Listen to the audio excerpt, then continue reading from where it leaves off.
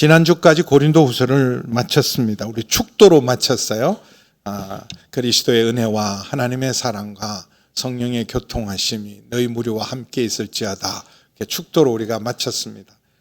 이번 주와 또 몇 주간에 한 두 달 정도는 뉴스토리의 주인공, 성경의 뉴스토리의 주인공 얘기를 좀 하려고 합니다.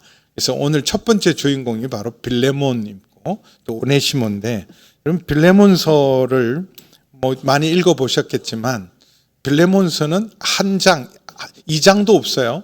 딱 1절에서 25절까지가 전부인 성경입니다. 이 신약 성경의 절반을 바울이 기록을 합니다. 로마서부터 이 빌레몬서까지가 바울이 기록한 신약 성경이에요. 근데 보통 그 다음에 히브리서 다음이, 그러니까 빌레몬서 다음이 히브리서거든요.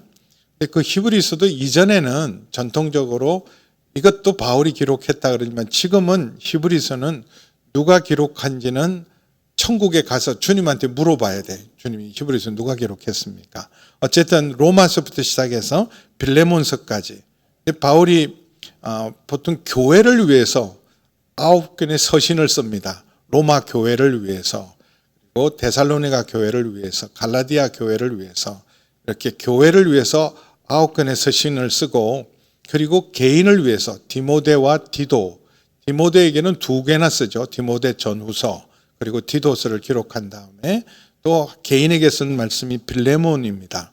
근데 교회는 중요하니까, 또 디모데와 디도는 바울을 이어서 교회를 책임질 사람이니까 중요하죠. 근데 빌레몬은 여기서 밖에 나오지 않는 사람입니다. 근데 빌레몬이 도대체 어떤 분이기에 이 빌레몬 한 장밖에 되지 않는, 그것도 아주 개인에게 보낸 이 서신이 성경이 됐는가? 아주 개인적인 내용 같지만 바로 이 빌레몬서는 복음의 핵심, 정말 혁명적인 복음의 본질을 다루고 있는 말씀이기 때문에 성경에 기록되어 있습니다. 이 빌레몬서는 언제 기록되냐 하면 옥중서신입니다. 바울이 이제 감옥에 있을 때가 언제냐 하면, 바울이 1차, 2차, 3차 선교여행을 다 마치고 이제 로마와 마지막 스페인까지 선교 계획을 하면서 이 예루살렘 교회가 큰 어려움, 경제적인 어려움과 기근을 당해서 예루살렘 교회를 돕기 위해서 모금을, 선교지에 있는 모든 교회에게 모금을 부탁하고 그 모금을 모아서 예루살렘을 방문했다가, 그리고 이 예루살렘 본교회와 선교지 교회, 유대인 교회와 이방인 교회를 하나 되게 만들어서 그 힘으로 이제 마지막 선교, 로마를 방문하고 스페인을 가기 위해서 준비하기 위해서 예루살렘을 방문합니다. 근데 그때 유대인들, 바울을 시기하고 죽이려는 유대인들에 의해서 폭동이 일어나고 바울이 거의 죽을 뻔했다가 이 로마 천부장에 의해서 거의 생명을 보존하고, 그때부터 바울이 지리한 재판이 진행됩니다. 그래서 일단 구속이 돼요. 이 구치소가 있고 교도소가 있잖아요. 구치소는 형이 확정되지 않고 재판 중에 있을 때는 구치소죠. 그리고 형이 확정되면 교도소로 갑니다. 그러니까 일종의 구치소에서 바울은 4년을 보내요. 보통 구치소는 길어야 6개월, 1년 안에 다 끝나서 이 교도소로 가야 되는데 구치소로만 4년을 있습니다. 일단 가이사라 구치소에서 2년 동안 재판이 질질 끌렸어요.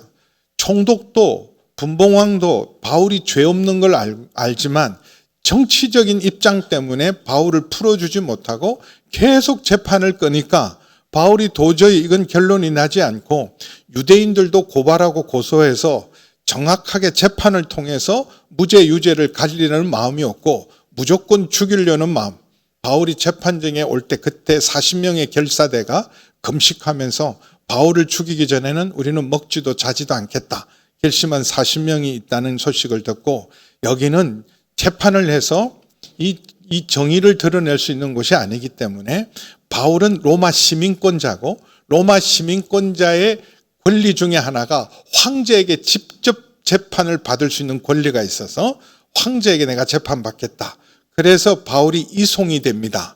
이 가이사라에서 이송이 되는 과정이 사도행전에 보면 로마 항해예요. 배를 타고 가다가 배가 침몰되고 그리고 이 한국 섬에서 도착해서 3개월을 또 지내다가 그리고 로마로 아주 그 재판을 받기 위해서 로마로 도착합니다.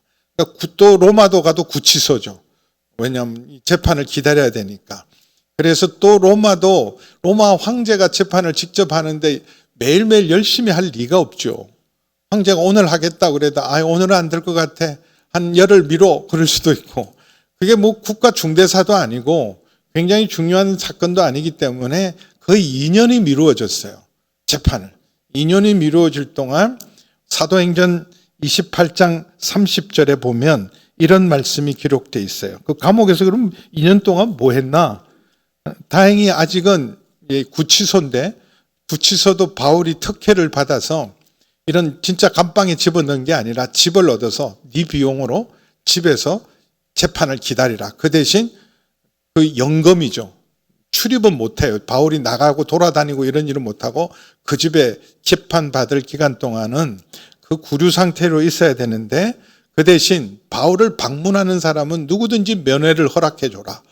그렇게 해서 사도행전 28장 30절 31절은 이렇게 기록되어 있어요. 바울이 온 이태를 2년 동안 자기 셋집에 구치소가 자기가 돈을 내서 자기 비용으로 구치소를 생활을 하는 거예요. 연금 상태로 머물면서 자기에게 오는 사람을 다 영접하고 면회는 누구든지 면회를 시켜줬으니까 하나님 나라를 전파하며 여기서 뭐 했냐 2년 동안 하나님 나라를 전파하며 주 예수 그리스도에 관한 모든 것을 담대하게 거침없이 가르쳤어요.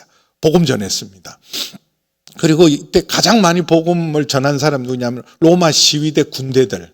이 바울을 감시한 사람들이 누구냐면 이 4시간마다 4사람씩 교대로 바울을 감시하고 보호하고 해야 되니까 그 사람들이 바울이 가만두게 4시간 동안 옆에 있으면 예수님 얘기하고 복음 전해서 온 시위대 사람들이 다 복음을 듣고 예수 믿는 놀라운 역사가 일어났습니다. 그 중에 한 사람, 이 로마 감옥에서 한 사람 예수 믿어서 변화된 사람이 오늘 오네시모를 위하여 오늘 설교 제목이 오네시모인데 그 오네시모라는 사람이 예수를 믿었어요. 그러니까 아주 정말 보통 때는 절대로 접근절사할 수 없는 로마 시위대는요. 로마 황제가 직접 관할하는 이 일종의 경호 겸 로마시 자체를 로마 성 자체를 지키는 핵심 부대예요. 이 사람들에게 어떻게 복음 전하겠어요? 이게 하나님 놀라운 섭리죠. 정상적인 경로로는 전할 수 없는데 오히려 감옥에 있으면서 이들에게 복음이 증거되고 또 이런 찾아오는 사람들 중에 오네시모 같은 사람도 바울을 만나서 뉴스토리가 시작된 거예요. 예수 믿고 구원받은 놀라운 일들이 일어나고 또 이 기간 동안 바울이 성경을 썼는데 자기는 갈 수 없으니까 교회 여러 가지 상황과 문제 때문에 갈 수 없기 때문에 대신 편지를 쓴 게 에베소서, 빌립보서, 골로새서 그리고 이 빌레몬서입니다. 이 빌레몬서를 쓰면서 1절과 9절에 보면 자기가 지금 감옥에 있다는 걸 알려줘요. 그리스도 예수를 위하여 갇힌 자 된 바울. 그리고 9절에도 지금 또 예수 그리스도를 위하여 갇힌 자 되었다. 그 사람은 왜 감옥에 가 있습니까? 바울이 왜 감옥에 있는데요? 자기가 무슨 부정한 짓을 하고 범죄를 했어가 아니라 개인적인 문제가 아니라 복음 때문에 예수님 때문에 지금 갇힌 자 된 바울이 이 빌레몬에게 쓰는데 빌레몬은 어떤 사람이냐? 바울이 이렇게 소개합니다. 1절에 보면 우리의 사랑을 받는 자요 동력자인 빌레몬. 이 빌레몬이 동력자고 사랑받는 자인데 바울과 빌레몬은 언제 만났냐 하면 지금 성경에는 기록되어 있지 않지만 19절에 보면 나 바울은 친필로 쓰노니 내가 갚으려니와 네가 이외에 네 자신이 내게 빚진 것은 내가 말하지 않겠다. 바울에게 빚을 졌는데 여러분 빌레몬은 가난한 사람이 아니라 부유한 사람이고 재력가입니다. 그러니까 돈으로 재정적인 걸로 물질로 빚진 리가 없어요. 무슨 빚을 졌느냐? 사랑의 빚, 은혜의 빚을 진 거예요. 바울에게 와서 복음을 듣고 성경 공부하고 바울의 제자가 되었던 사람입니다. 그럼 바울과 빌레몬이 만난 이 빌레몬은 어디 사람이냐면 골로새 사람이에요. 골로새 사람. 그래서 여기 2절의 마지막에 보면 내 집에 있는 교회. 이 골로새 교회가 바로 이 빌레몬의 집에서 시작이 됩니다. 그러니까 바울을 만나서 제자 훈련을 받고 그리고 도전을 받아서 자기 집으로 돌아와서 자기 집에서 시작된 교회가 골로새 교회예요. 그래서 이 편지는 원래 골로새 교회를 위해서 편지를 보내면서 바울이 편지를 따로 하나 더 쓴 거예요. 골로새서는 골로새 모든 성도들에게 쓴 거예요. 골로새 교회 그 당시 목회자 중에 한 사람이 에바브라라는 목사가 찾아왔어요. 바울을 찾아와서 우리 교회 지금 이단 문제가 심각합니다. 이단이 들어와서 교인들을 많이 흔들어 놓았습니다. 그래서 바울이 그래 내가 직접 가서 이걸 이단 문제를 해결하지 못하니까 편지를 써서 이 편지를 가서 읽고 이 원리대로 교회를 바르게 세우고 이단을 다 쫓아내라. 이단에 흔들리는 사람을 바르게 세우라. 그래서 기록된 말씀이 골로새서입니다. 그러면서 그걸 보내면서 편지를 한 통 더 썼어요. 편지를 한 통 더 써서 이거는 따로 빌레몬 장로에게 교회 그 빌레몬 장로가 계시지 않냐. 빌레몬 장로에게 따로 드려라. 그래서 골로새서와 함께 기록된 말씀이 빌레몬서입니다. 그래서 골로새서 4장 7절에서 9절 또 17절 잠깐 보겠습니다. 이제 골로새 교회에게 이제 두기고란 사람을 통해서 이 골로새 교회에게 보내는 서신을 보내는데 내 사정을 다 너에게 알려주리니 그는 사랑받는 형제요 신실한 일꾼이요 주 안에서 함께 종이 된 자니라. 내가 그를 특별히 너에게 보내는 것은 너희로 우리 사정을 알게 하고 너희 마음을 위로하게 하려 함이라. 신실하고 사랑을 받는 형제 오네시모. 이때 편지 보낼 때 지금 골로새서를 위한 골로새 교회를 위한 편지, 빌레몬을 위한 편지, 빌레몬을 위한 편지를 특별히 쓴 거는 오네시모를 보내면서 오네시모를 빌레몬에게 부탁하기 위해서 빌레몬서를 쓴 거예요. 그는 너에게 온 사람이라 그들이 여기를 다 너에게 알려주리라. 또 17절도 보겠습니다. 아키포에게 이르기를 주 안에서 받은 직분을 삼가 이루라고 하라. 여기 아키포라는 이름이 빌레몬서에도 나와요. 2절에 보면 자매 아비아와 우리와 함께 병사된 아키포. 그래서 이 자매 아비아는 누구냐? 빌레몬의 부인이고 아키포는 빌레몬의 아들이에요. 이 바울을 어디서 빌레몬이 만나냐 하면 바로 에베소까지 찾아왔어요. 바울이 성경 공부를 하고 복음을 가르치고 거기서 놀라운 일이 일어나는 걸 듣고 아시아에 사는 모든 사람들이 다 바울에게 성경 공부하러 바울에게 복음을 듣기 위해서 이 아시아 지역에 있는 모든 사람들이 바울을 방문해서 2년 동안 사도행전 19장 9절 10절 보겠습니다. 사도행전 19장 9절 10절 보시면 어떤 사람은 마음이 굳어 순종하지 않고 무리 앞에서 이 도를 비방하거늘 바울이 3개월 동안 열심히 회당에서 가르치는데 유대인들이 완강하게 거부를 하니까 그들을 떠나서 제자들 12명이에요. 그 사도행전 9장 1절에 보면 12제자를 만났는데 그 제자들을 따로 세우고 두란노 소원을 빌려요. 두란노라는 사람이 운영하는 큰 도서관 같은 두란노 소원을 빌려서 매일 날마다 2년 동안 10절 보겠습니다. 같이 읽습니다. 시작.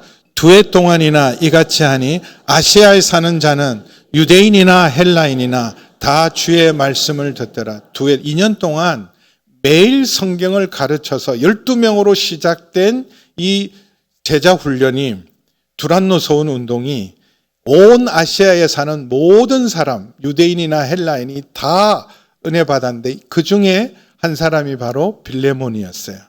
이 빌레몬은 골로새 사람이잖아요. 에베소하고 골로새는 160km 떨어져 있습니다. 자료화면 잠깐 볼까요? 지도 지금 터키인데요.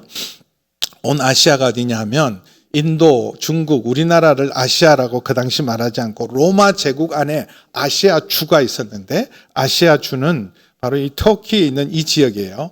요한계시록에 나오는 7교회가 있는 지역이죠. 에베소, 소모나, 버가모, 두아디라, 사데, 빌라델비아, 라오디기아.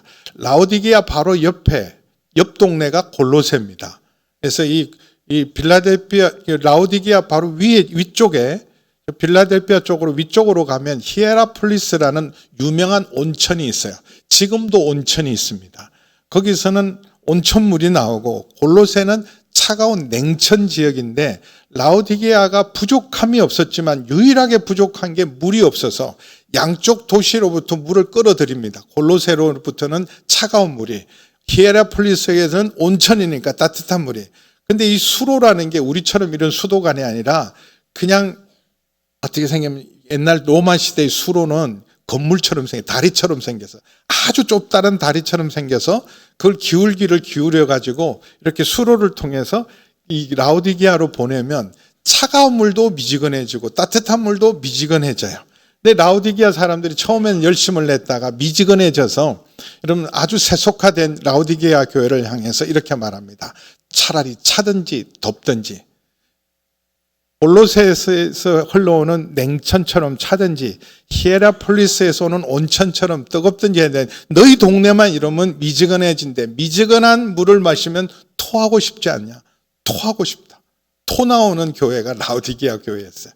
이런 지역적인 특성이고 라오디게아 교회는 골로새 교회와 옆에 있기 때문에 이 골로새에 있던 이 빌레몬이 에베소에 가서 제자 훈련을 받고 은혜 받고 자기 집에서 교회를 세웁니다.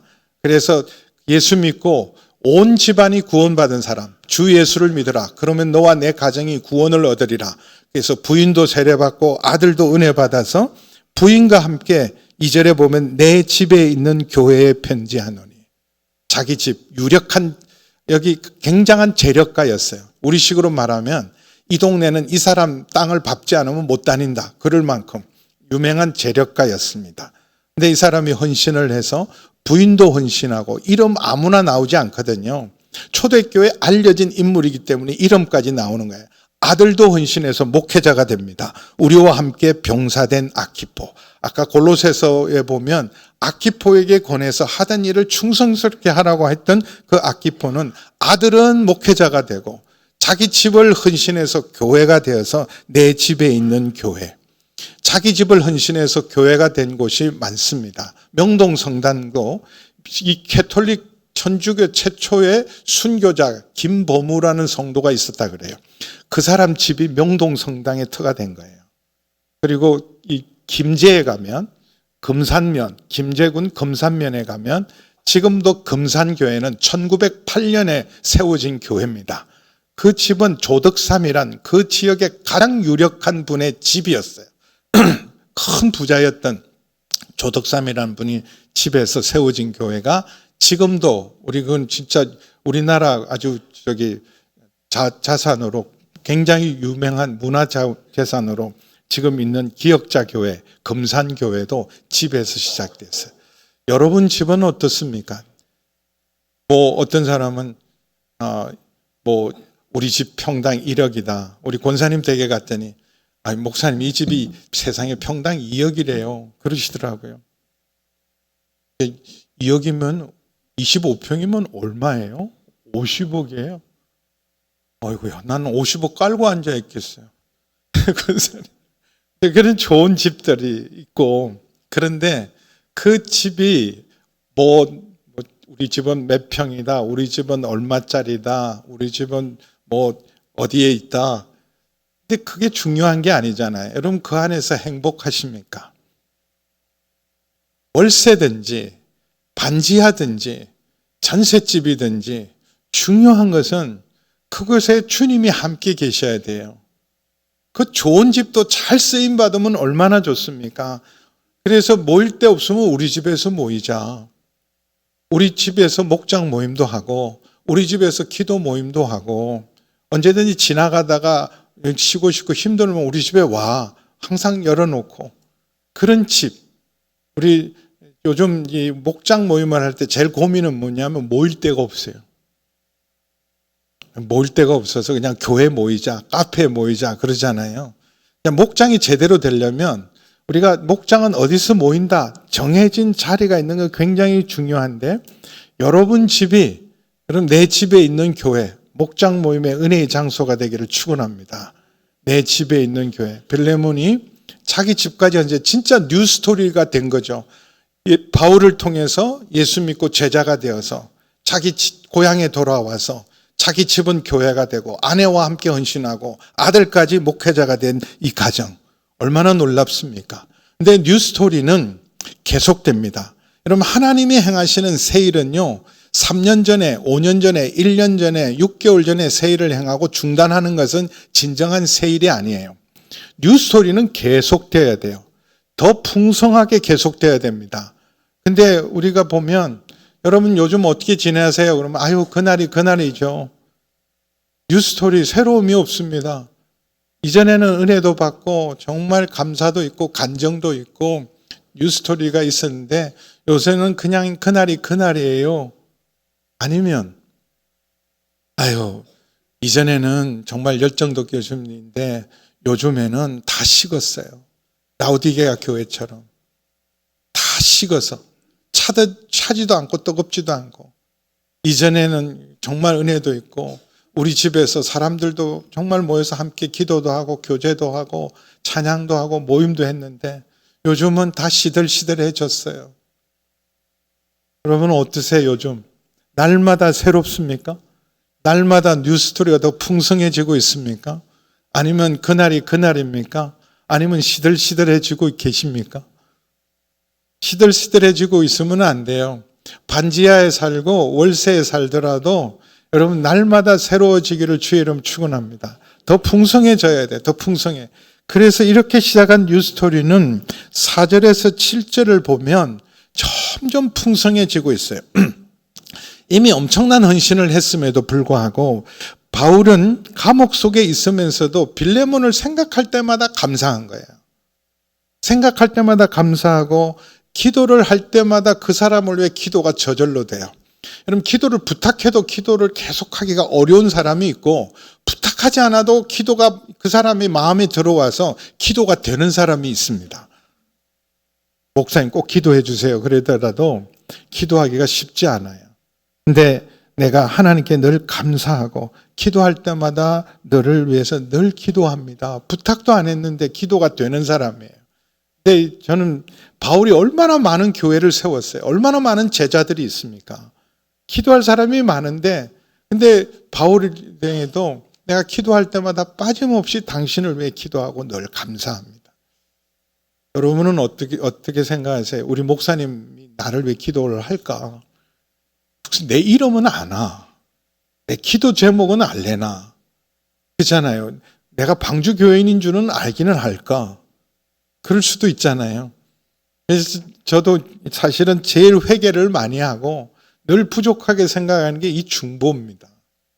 우리 원로 목사님은 지금은 은퇴하셨지만 아이들 이름까지 다 외고 계셔요. 그거 왜 그러냐? 왜 그럴까요? 늘 기도하기 때문에 그래요. 늘 기도를 안 하니까 아들 이름 뭐예요? 딸 이름 뭐예요? 맨날 물어보는 건 왜 물어보겠어요? 기도를 안 하니까. 늘 기도해 보세요. 그게 왜 물어보겠어요? 물어보는 거는 아유 내가 기도를 안 해가지고 오늘 처음 했는데 아들 이름 뭐라 그랬어요? 딸 이름 뭐라 그랬어요? 그러면 이래야 돼요. 목사님 내 이름은 알아요? 그러시죠.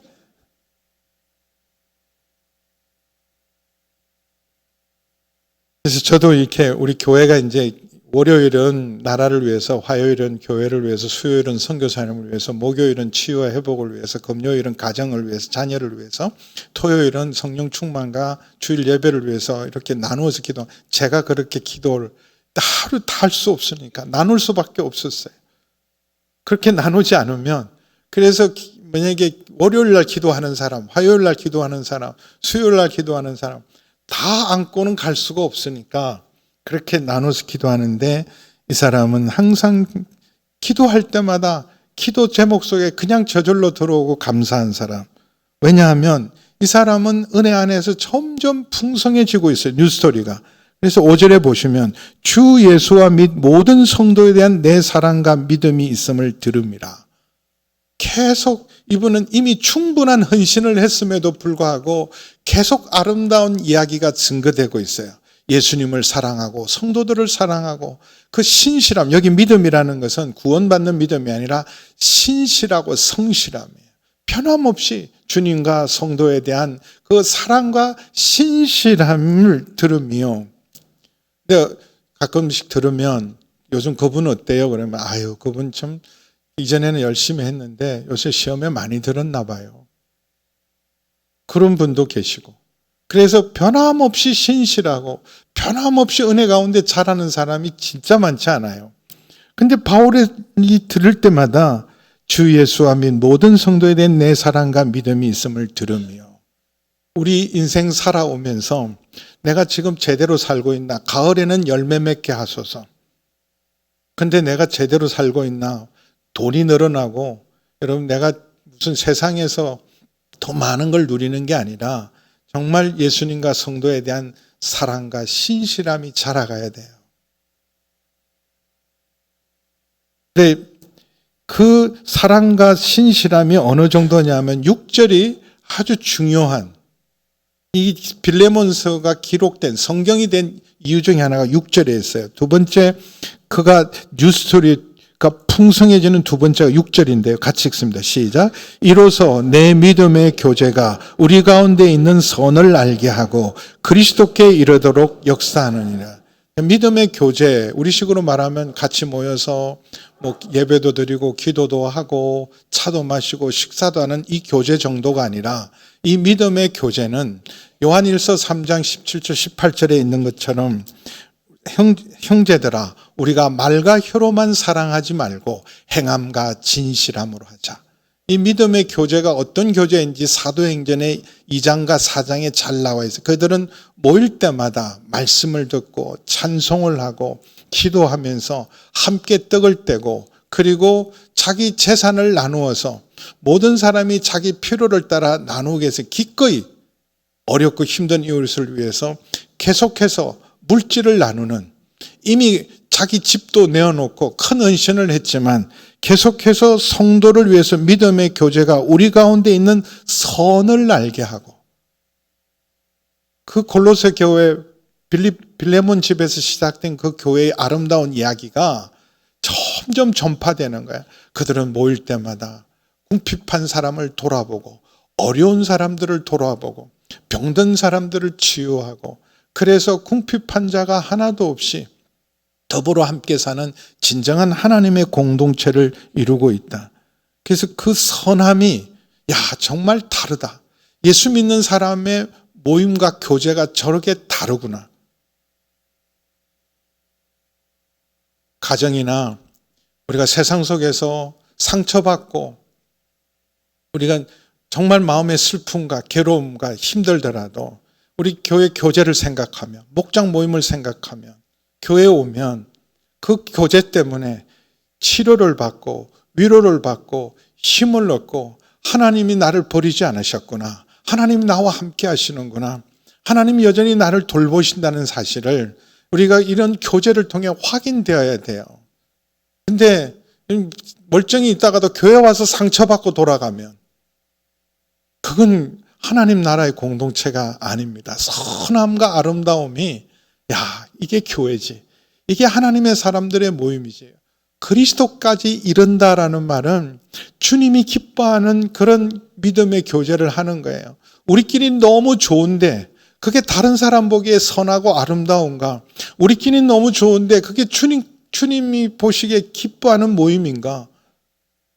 근데 우리끼리 너무 좋은데 선하고 아름다운 모임이면 저 사람들은 자기들끼리만 좋아, 자기들끼리만 똘똘 뭉쳐 있어, 자기들끼리는 재밌게 잘 모이는데 그게 정말 주님이 기뻐하실까? 우리 교회가 예수님이 기뻐하는 교회, 사도행전적인 교회가 되기 위해서 어쨌든 5개의 기둥을 세웠어요. 제자가 돼야 됩니다. 제자 공동체. 우리는 참된 예배자가 돼야 됩니다. 예배 공동체. 우리는 땅끝까지 복음 전하는 선교하는 교회가 돼야 됩니다. 선교 공동체. 그 모든 것이 우리 힘으로 되지 않으니까 성령의 힘을 입어야 제자도 되고 예배도 온전히 드리고 땅끝까지 복음을 전할 수 있으니까 성령 공동체가 돼야 됩니다. 여기까지는 우리가 애쓰고 힘쓰고 저도 이렇게 그림도 그릴 수 있고 뭘 해야 될지도 알 것 같아요. 근데 제일 힘든 게 하나님 나라 공동체. 하나님 나라 공동체. 우리가 여기 맞아. 이게 교회지. 이런 게 교회지. 이게 다른 거지. 그 선함과 아름다움. 세상은 지금 아무 소망이 없는데 교회 보면서 맞아. 이게 교회지. 이게 사람 사는 거지. 그 선하고 아름다운 모습 때문에 주님이 정말 기뻐하신다. 시편 133편 1절 보라 얼마나 선하고 아름다운지 형제가 연합하여 동거함이. 지금 우리말은 이렇게 번역되어 있지만 보라 형제가 연합하여 동거함이 어찌 그리 선하고 아름다운고 마치 아론이 대제사장의 머리에서 수염까지 흘러내는 기름 부음 같이 그리고 헐몬의 이슬이 예루살렘에 내리는 같이 선하고 아름다운 모습 형제가 연합하여 동거하는 모습. 근데 원래 원문 순서는요. 보라 어찌 그리 선하고 아름다운지 뭐가 형제가 연합하여 동거함이. 근데 우리는 보라 얼마나 짜증나는지 보라 얼마나 한심한지 보라 얼마나 부담스러운지 모이라 근데 목사님 한번 가보세요. 모이고 싶은지 모이고 그 모임 뭐하러 하는지 모이라 그래서 모이기는 했는데 시간 낭비하고 에너지 낭비하고 이거 내가 뭐하러 왔나 그런 생각 드는 게 너무 많아요. 그러면 안 되잖아요. 자기들끼리만 좋고 새신자가 왔는데 전혀 그 사람들은 관심과 마음도 주지 않고 새가족이 오면요 우리 얘기는 그만해야 돼. 새가족 얘기를 듣고 새가족을 위해서 축복해주고 마치 그 사람을 위한 자리인 것처럼 해야 되는데 늘 만나던 사람끼리 자기들 얘기하고 새 사람은 꽂아놓은 보리자루처럼 앉혀놓으니까 한 3년쯤 되면 새가족이 없어져요. 우리 교회가 새가족이 안 오는 교회가 아닙니다. 여러분 주보를 보세요. 계속 새가족들이 오시고 계셔요. 근데 이 새가족 숫자만큼 참 우리 지금 교회만한 교회가 하나 더 있어야 돼. 어디 갔어요? 우리가 정말 모임이 기대를 하고 왔는데 야 정말 선하고 아름답다. 내가 교회 하나는 잘 정했다. 교회 오면 힘을 얻는다. 그래야 되는데 이게 뭐야? 자기들끼리만. 우리한테는 1도 관심이 없구나. 그러면 어떻게 새가족이 적응을 하겠어요? 믿음의 교제가 우리 가운데 이르도록 선을 알게 하고 그리스도께 이르도록 역사하느라. 여기 가장 크게 헌신을 빌레몬 가정이 하고 있는 거예요. 거기다가 형제여 성도들의 마음이 너로 말미암아 평안함을 얻었다. 사실은 이 정도 사람이면 엄청난 교회 영향력이 있을 거 아니에요. 그러면 이 사람 말에 따라 다 좌지우지 될 수 있어요. 아니 그 골로새 교회는 빌레몬 말 한마디면 다 결정돼. 우리 아무리 의논해도 소용없어. 그분이 된다 그러면 되는 거고 안 된다 그러면 안 되는 거예요. 그분 통하지 않고는 아무것도 안 돼. 그럴 수 있는 영향력을 가지고 있잖아요. 근데 그러면 헌신은 크게 하셨는데 교회에 너무 그분이 주장이 강하고 권세가 있으니까 성도들의 마음이 예를 들어서 사실은 불편하죠. 근데 성도들의 마음이 너로 말미암아 평안한 거예요. 그렇게 헌신을 했는데도 언제나 겸손하고 언제나 섬기고 있으니까 그분에 의해서 좌우되는 교회가 아니니까 늘 섬기고 소리 없이 이렇게 주장하지 않으니까 평안이 있는 거예요. 우리 교회는 누가 끌고 가고 있습니까? 담임 목사님 마음대로 하시잖아. 목사님 독재하는 교회. 아니면 당회가 우리가 아무리 열심히 해봐도 뭐 좋은 계획, 좋은 아이디어 올려도 우리 당회가 안 하면 다 안 되더라. 사람이 인물이 이끌어가는 교회는 주님의 교회가 아닙니다.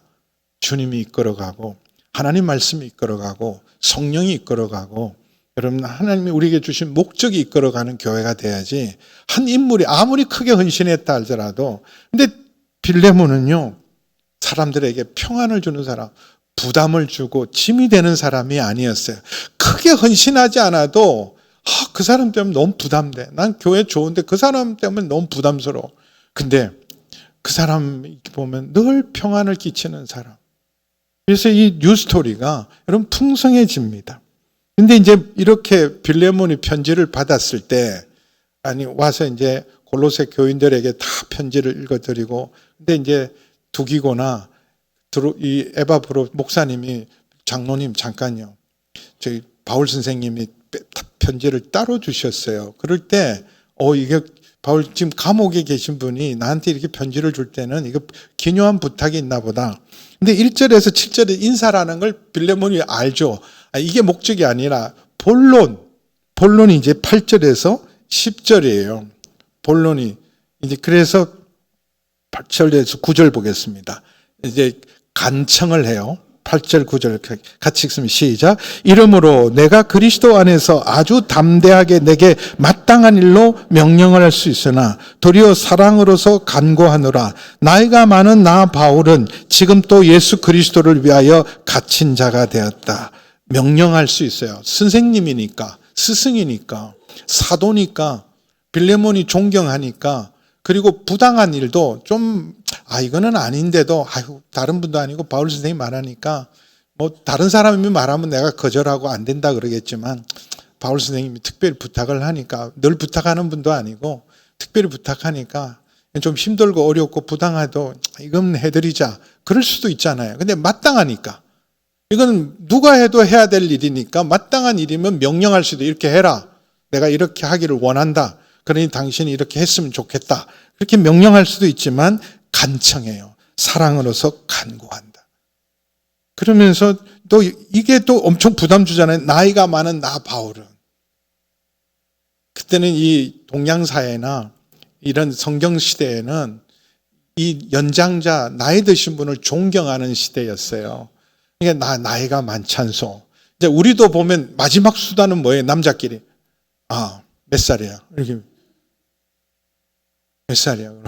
아유, 동생이구만. 내가 형님이네. 그러면 이제 웬만하면 남자들끼리, 꼰대들은 통합니다. 젊은 사람은 안 통해도. 나이가 많은 나 바울은, 그러면 안 됩니다 소리가 안 나오는 거죠. 이 나이 많은 어르신이 부탁하는 거니까 웬만하면 다 들어드리자. 거기다가 또 한마디 더 써요. 나 갇혀있다. 나 감옥에서 부탁하고, 나이가 많은 내가 이렇게 명령할 수 있는데 도대체 무슨 일일까? 재정이, 헌금이 필요하실까? 아니면 나를 왜 구명운동을 해달라 그러실까? 아니면 자기 가족 문제인가? 근데 누구를 위해서 부탁을 하냐면 갇힌 자 중에 낳은 아들 오네시모를 위하여 내게 간구하느라. 여기 아들이라 그러니까 진짜 아들인가? 아니요. 바울은 아들 자녀가 없어요. 아들이 없어요. 바울이 늘 아들이라고 했던 것은 믿음으로 낳은 아들 디모데, 믿음으로 낳은 나의 참 아들 디도. 근데 이 오네시모가 갇힌 자 중에 낳았다는 말은 로마 감옥에서 재판을 기다리고 있을 때 어떤 사람이 오네시모라는 사람을 데려와서 그 사람에게 복음을 전하고 변화되어서, 놀랍게 변화되었어요. 뉴스토리의 주인공이 됩니다. 그래서 내 심장 같은 존재가 됐다. 12절에 보면 그는 내 신복이라. 내 신복이라. 제 마음속에도 제가 많은 사람을 만나고 우리 목사님들 이렇게 있지만 저도 제자훈련 많이 했어요. 근데 저분은 내 심장 같고 내 복심이고 내 신복이다. 이런 사람 많지 않아요. 전 내 신복이다. 근데 오네시모는 특별히 내 신복이요, 내 아들 같은 사람 오네시모를 위하여 간구한다. 한 사람을 위해서. 근데 이 오네시모라는 이름이 쓸모 있는 사람, 유용한 사람, 이건 누가 붙이냐면 노예들에게 붙이는 이름이에요. 나중에 이제 사연을 들어보니까 오네시모를 소개받아서 자네 어디 출신인가? 예, 전 골로새서에서 왔습니다. 아니, 골로새에서 이 로마까지 어떻게 오게 됐나? 나도 골로새 아는 사람이 많은데, 그랬더니 사실 저는 빌레몬 집의 종이었습니다. 빌레몬? 내가 아는 내 제자인데, 내가 빌레몬 집의 종이었는데 내가 더 자유를 원하고, 그래서 주인 돈까지 훔쳐서, 여러분 골로새는 터키예요. 어디까지 왔냐? 이태리까지 온 거예요. 터키에서 이태리까지 멀리 간 거죠. 그러다가 바울을 하나님의 섭리로 만나게 되고, 바울을 통해서 그는 거듭나게 되고, 정말 바울에게는 없어서는 안 될 충성스러운 신복까지 된 사람, 이 오네시모를 위해서, 노예 한 사람을 위해서, 여러분 빌레몬에게, 사실은요 누구에게 아쉬운 소리 하는 거 쉽지 않습니다. 여러분이라면 내가 너무 절박하고 내 자식이 너무 절박해서 내가 누구라도 붙들고 아쉬운 소리는 하겠지만, 남을 위해서, 그것도 노예입니다. 노예는요, 그냥 쓸모없으면 버리는 존재예요. 이 쓸모있는 자가 되라고 오네시모인데 쓸모없는 자가 되고 손해를 끼치는 자가 되었으면 그냥 이 사람은 있으나 마나한 사람일 수도 있습니다. 그런데 바울이 이 한 사람을 위해서 빌레몬에게 자기가 쓸 수 있는 어쩌면 유일한 카드를 써버린 거예요. 이게 복음입니다. 이게 주님의 마음이에요. 나 같은 사람도 주님 사랑하실까? 쓸모없는 인생인 나를 예수 만나서 정말 나를 거듭나게 하고 하나님의 자녀가 되게 하고 우리로 하여금 그런 모든 사람들 앞에서 이 사람은 변화된 사람입니다. 쓸모있는 인생이 되었습니다. 그를 이제 종이 아니라 하나님의 사랑받는 자가 되었습니다.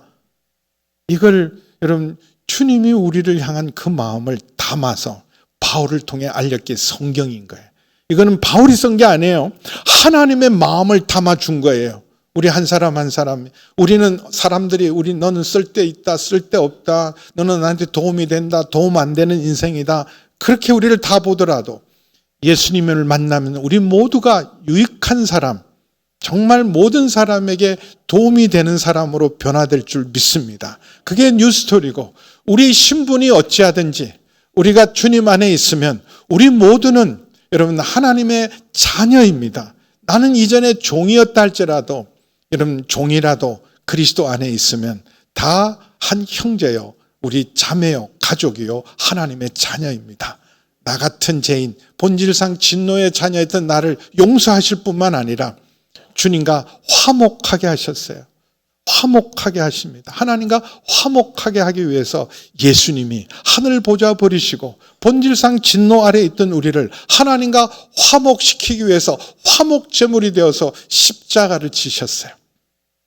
그래서 우리는 용서받고 하나님과 화해하고 그래서 원수되었던 우리가 하나님과 원수되었던 우리가 하나님과 화목되어서 용서받은 자가 됐을 뿐만 아니라 하나님 자녀가 되게 했습니다.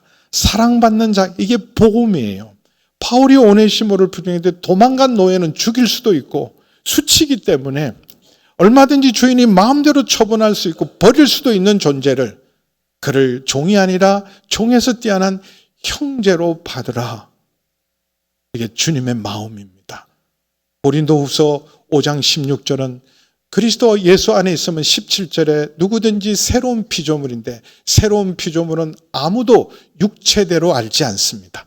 전에 예수님도 중동 사람 유대인이라고 알지만 여러분 우리가 새로운 피조물이 되면 예수님이 나의 주 나의 하나님이십니다. 유일한 구원이시고 그리고 우리가 어떤 사람을 대하든지 더 이상 세상적인 기준으로 사람들을 판단하지 않습니다. 새로운 피조물은 육신대로 알지 않아요. 고린도후서 5장 16절 이미 우리가 알았던 말씀이지만 그러므로 우리가 이제부터는 어떤 사람도 육신을 따라 알지 않습니다. 그래서 그 사람이 세상적인 기준으로 판단하지 않고 나한테 쓸모있나 쓸모없나 도움이 되나 도움이 안 되나 아우 저 사람 도움 안 돼 집만 돼 그렇게 우리는 판단하지 않고 그 사람이 그리스도 안에 있는가 하나님의 사람인가 그게 중요한 거예요. 육신대로 알지 않고 남자나 여자나 이전에 남녀 차별이 얼마나 분명했습니까? 근데 그리스도 안에 있으면 남자나 여자나 주인이나 종이나 이런 신분의 사이에서 주인과 종의 차이는 하늘과 땅인데도 하나님 안에서 그리스도 안에는 주인이나 종이나 여자나 남자나 유대인이나 헬라인이나 다 하나다. 이게 복음이에요. 갈라디아서 3장 28절 볼까요? 우리 같이 읽습니다.